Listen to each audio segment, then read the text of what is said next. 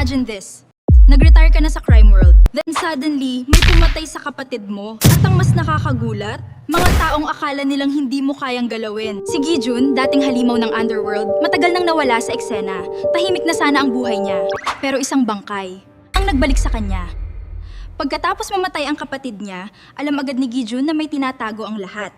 Habang nag-iimbestiga siya, unti-unting lumabas ang mga sikreto, mga traitor, mga corrupt, at mga taong willing pumatay para protektahan ang sarili nila. Pero ikang bagay ang nakalimutan nila.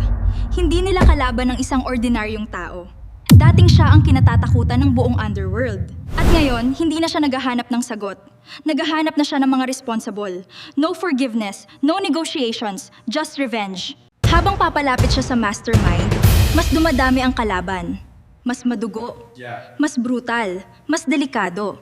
At this point, wala na siyang iniisip kung mabuhay pa siya. Basta may managot sa pagkamatay ng kapatid niya. Question: hanggang saan ka aabot para ipaghiganti ang pamilya mo? Because Gi-jun, he chose violence.